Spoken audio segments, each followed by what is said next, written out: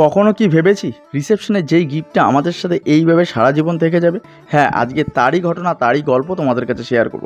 সেদিন সন্ধ্যাবেলা দুজনে চলে গেলাম রানাঘাটে বৃষ্টির মধ্যে জিনিস কেনাকাটা করতে। হ্যাঁ, কী জিনিস? তাহলে চলো আজকে তাহলে সেই গল্পই বলি। রূপা, দেখতে পাচ্ছ, রূপা আমাদের রিসেপশনে একটি সুন্দর গোপাল উপহার দেয়। সত্যি কথা বলতে সেই দিনই আমাদের গোপালটাকে খুব সুন্দর লেগেছিল, অসাধারণ ছিল। কিন্তু সুদিন না পাওয়া সত্ত্বে আমরা গোপালকে বাড়িতে প্রতিষ্ঠিত করতে পারিনি। তাই সামনেই যেই সুদিন আসছে, মানে জন্মাষ্টমীর দিন, ভাবলাম তাহলে গোপালকে সেই জন্মাষ্টমীর দিনই আমাদের বাড়িতে প্রতিষ্ঠিত করব। এবং গোপালের জন্য যা যা জিনিস কেনাকাটা করতে হয় সেই জন্য আমরা দুজন রানাঘাটে চলে গেলাম যা যা প্রয়োজন সমস্ত কিছু কিনতে।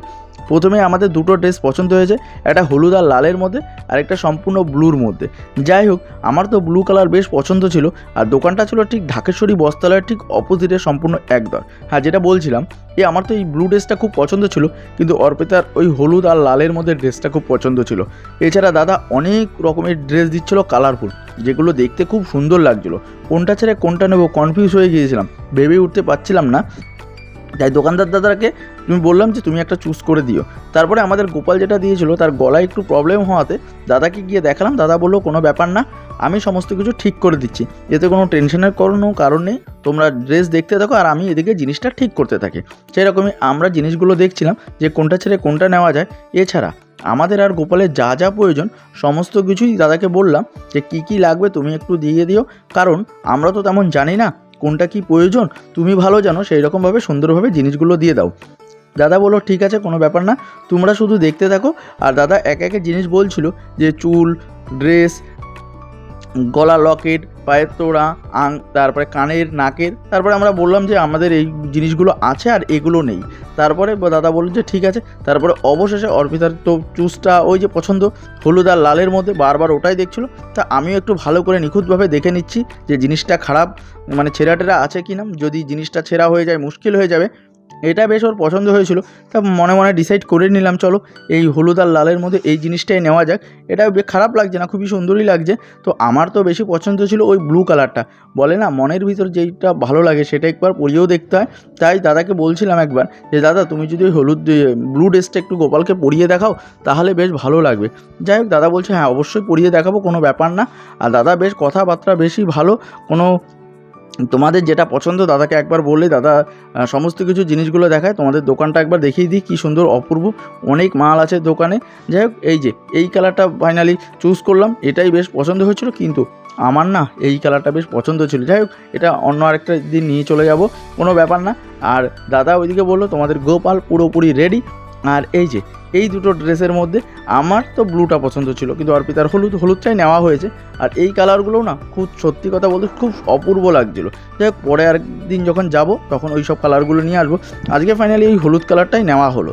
যেদিন তোমাদের গোপালকে পরিয়ে দেখাবো, মানে জন্মাষ্টমীর দিন, সেদিন তোমাদের কাছে শেয়ার করবো হলুদ ড্রেসে কেমন লাগছে। তো আজকে দাদাকে বললাম হলুদ ড্রেসে তো আমরা পরিয়ে দেখাবো, কিন্তু ব্লু ড্রেসে একটু পরিয়ে দেখাও যে কেমন লাগছে। আর এছাড়া এখানে গোপাল ছাড়া আরও অনেক কিছু জিনিস পাবে, দেখতে পাচ্ছ কত কিছু জিনিস আছে এখানে।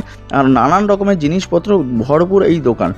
এছাড়া গোপাল পাততে এই দেখো আমাদের গোপাল পুরোপুরি রেডিও হয়ে গেছে। এখন শুধু ড্রেস পরালেই কীরকম লাগবে তোমাদের কাছে শেয়ার করো।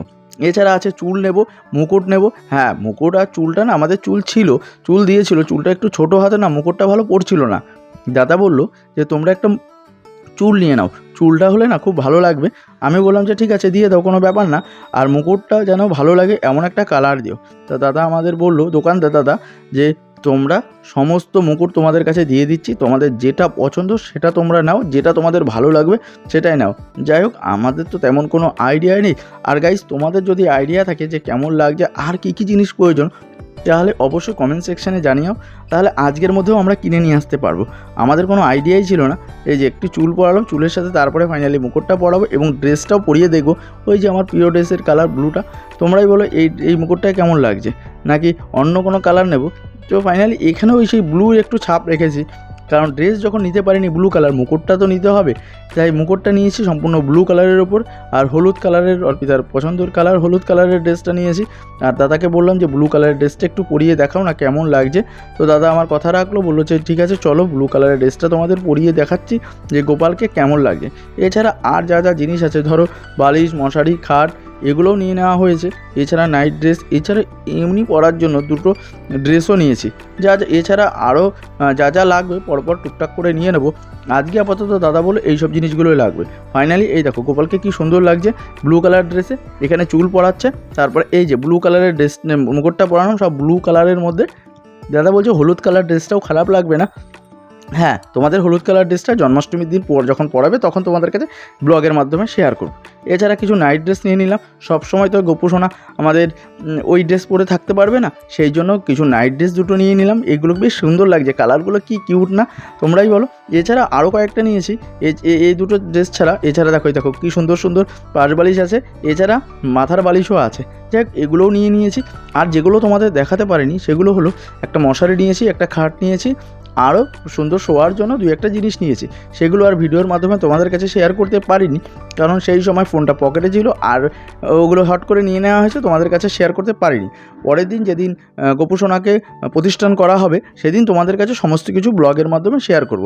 যাই হোক, সামনেই তো জন্মাষ্টমী। আর তারপরে এই মালাটাও নিয়ে নিলাম, দেখলাম যে একটা মালা সুন্দর নিয়ে নিই। অলরেডি আমাদের কানের আছে, তারপরে অনেক আর 2-1টা জিনিস আছে, সেগুলো আর নিতে হয়নি ফাইনালি। যাই হোক, এই দুটো নিয়ে এবার আমাদের বাড়ি ফিরতে হবে। রাত প্রায় 9টা 9:30 বেজে গেছে। বাড়ি বৃষ্টির মধ্যে বুঝতেই পারছো বাড়ি আমাদের ফিরতে হবে। আর ব্লগটা আমি তোমাদের এখানেই শেষ করলাম। যদি ব্লগটা ভালো লাগে অবশ্যই একটা লাইক করো, কমেন্টস করো আর শেয়ার করো। আর হ্যাঁ, তোমাদের কাদের বাড়িতে গোপুসোনা বসানো আছে অবশ্যই কমেন্ট সেকশানে জানাতে ভুলো না, যেহেতু কাদের বাড়িতে গোপুসোনা আছে। তাহলে দেখা হচ্ছে পরের একটা ব্লগে। ততক্ষণ সবাই ভালো থেকো, সুস্থ থেকো, টাটা।